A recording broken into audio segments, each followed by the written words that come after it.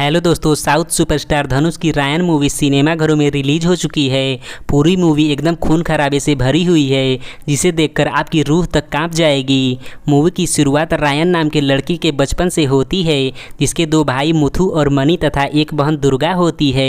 Ryan के माता पिता बचपन में ही उन्हें छोड़कर कहीं चले जाते हैं, जिसके बाद रायन को ही अपने दो भाइयों और एक बहन को पालना पड़ता है, क्योंकि वो उन सब में सबसे बड़ा था।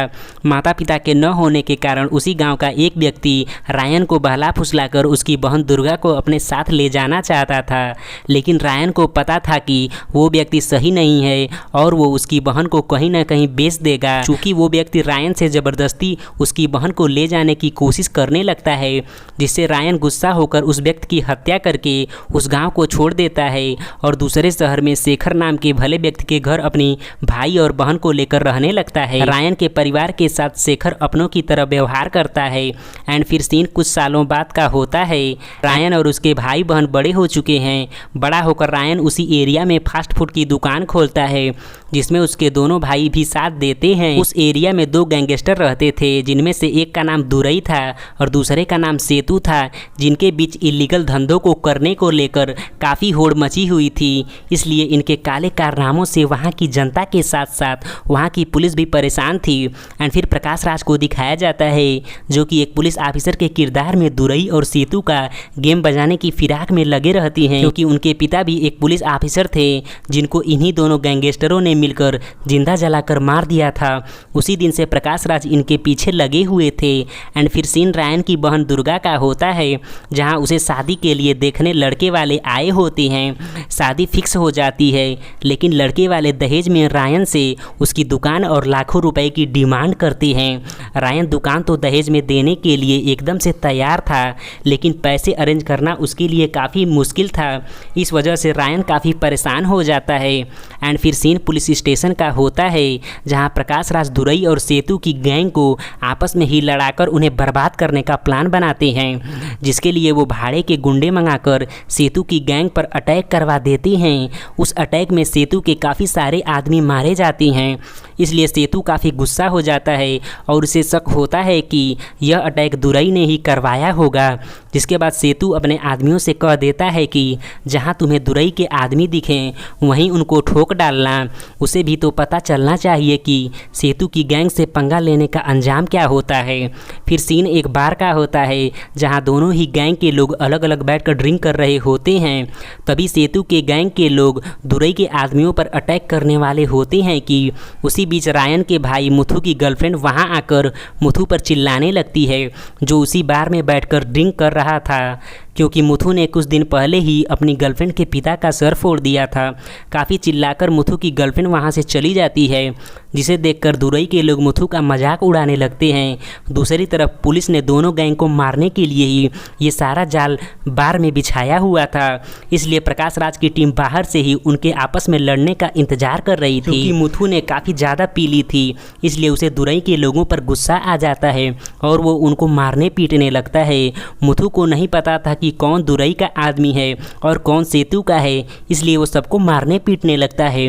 जिसके बाद मुथु, सेतु और दुरई की गैंग आपस में भिड़ जाती है और इसके बाद मुथु सभी को मौत के घाट उतार देता है और वहाँ से भाग निकलता है।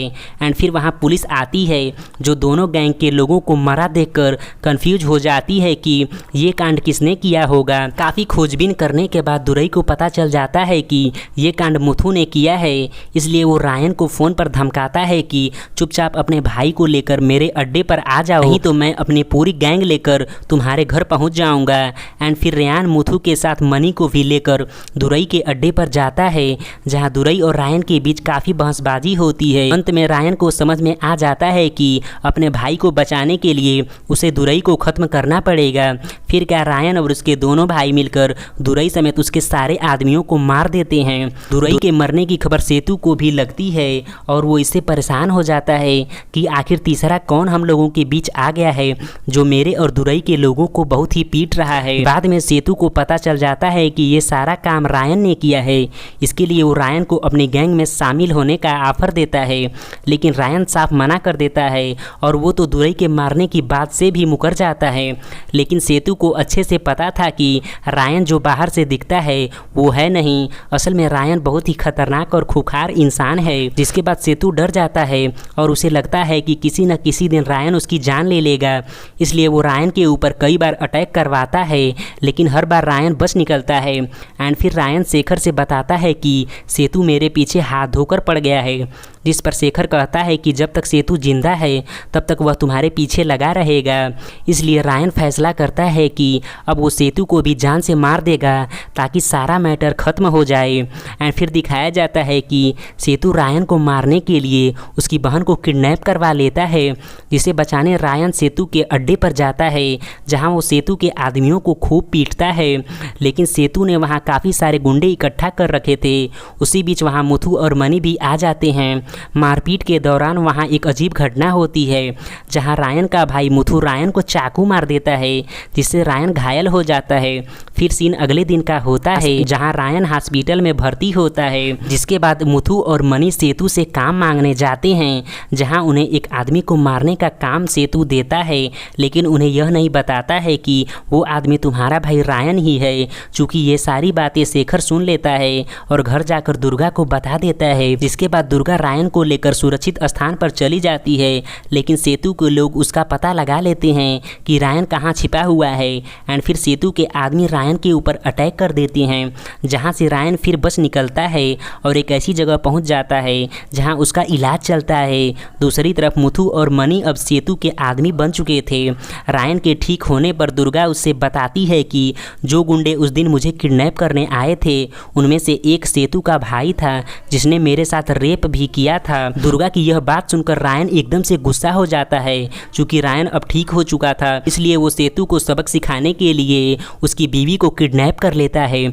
जिसके बाद वो शेखर को सेतु के पास भेजता है, जो सेतु से कहता है कि तुम्हारी बीवी रायन के कब्जे में है, अगर बीवी चाहिए तो तुम अपने भाई को मुझे सौंप दो। जिसे सुनकर सेतु काफ़ी गुस्सा हो जाता है, लेकिन अंत में मान जाता है और अपने भाई को रायन के पास भेज देता है। तब रायन सेतु के भाई को उठा लेता है और उसकी पत्नी को रास्ते में ही छोड़ देता है। आगे सेतु के भाई को देखकर दुर्गा उसका हाथ पैर काट देती है। अब सेतु प्लान बनाता है और मनी से शेखर को कॉल करवाता है और शेखर से मनी कहता है कि मैं आपसे मिलना चाहता हूँ। आगे शेखर आता है और सेतु की जाल में फंस जाता है। फिर सेतु शेखर को जान से मार देता है और उसकी बॉडी को चौराहे पर लटका देता है। अगली सुबह वहाँ पुलिस पहुँचती है और रायन भी आता है, जो शेखर की लाश देखकर काफ़ी दुखी हो जाता है। तब पुलिस रायन को उठा लेती है और रायन से कहती है कि तुम लोग मिलकर बहुत खून खराबा कर चुके हो, कृपा करके अब इसे बंद कर दो। जिसके बाद पुलिस सेतु और रायन की एक मीटिंग करवाती है, जहां सेतु के साथ मनी और मुथु भी आते हैं, जो रायन से माफ़ी मांगते हैं। जिसके बाद दोनों ग्रुप कभी भी लड़ाई झगड़ा न करने की कसम खाते हैं और समझौता होने के बाद सेतु जश्न मनाने लगता है। जश्न के खत्म होते ही वहाँ दुर्गा पहुँच जाती है और वो मुथु को चाकू मार देती है, क्योंकि उसने रायन को चाकू मारा था। जिसे देखकर मनी और सेतु डर जाते हैं। जिसके बाद सब में लड़ाई भिड़ जाती है। तब रायन अपने भाई मुथु के साथ सेतु को भी जान से मार देता है। फिर सीन फ्लैशबैक में होता है, जहां दिखाया जाता है कि रायन और पुलिस के बीच पहले ही डील हुई थी कि हम तुम्हें सारे गुनाहों से मुक्त कर देंगे, बदले में तुम बस केवल सेतु को मार दो। लेकिन रायन सेतु के साथ मुथु को भी मार देता है, क्योंकि उसने उसके साथ धोखा दिया था। और यहीं पर मूवी एंड हो जाती है। धन्यवाद।